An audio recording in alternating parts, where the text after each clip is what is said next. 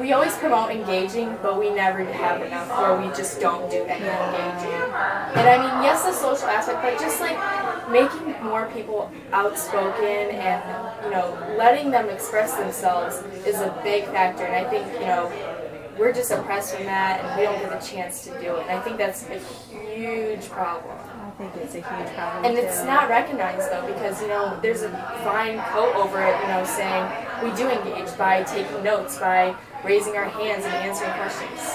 I mean, we learn through speaking and hearing. And I mean, some people are visual learners, and some are just from listening. And I think that's just what bothers me so much, is that we always talk about these problems and what we should do, but we never do anything about it. And we always say, engage, learn, and then create, and we never do the engaging part. And that's the huge puzzle piece, the foundation for everything. Because I feel like when I go into school, through the doors, it's a whole different world. And when I come out, I'm just a normal person. Yes, there are gender differences or age differences, but everyone behaves and acts the same way. But when you're in school, there is a fine line. There is the class system. There is the elites. There is the more, just general kids, and then there is the ones who don't really succeed. And it's so sad we class these people or put them into groups, and we never, combine and have discussions. There should be no difference between I have a better grade in this class and you don't. I mean, I don't know.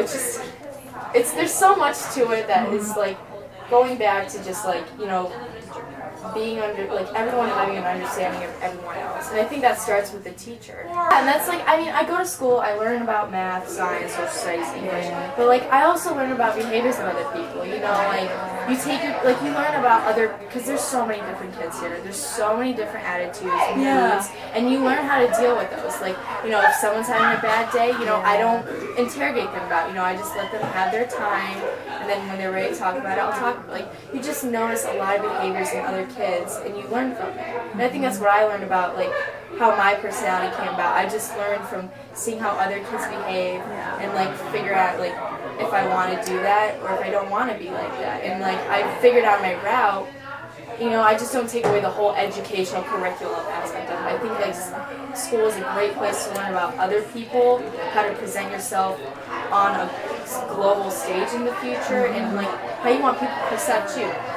That's always you hear things about other kids, and that's through your actions. Do you think that we need to get besides your math and your science, your English, but we need to get social awareness classes or Definitely social activism classes or awareness of issues, and then how to, if you are passionate about an issue, learn how to go out into the community and learn about it, how to research on it, and then how to present on it.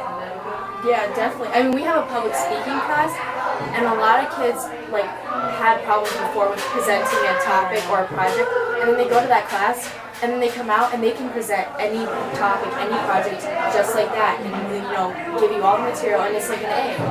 I mean, I think we definitely need more classes on, world issues, because they are affecting us.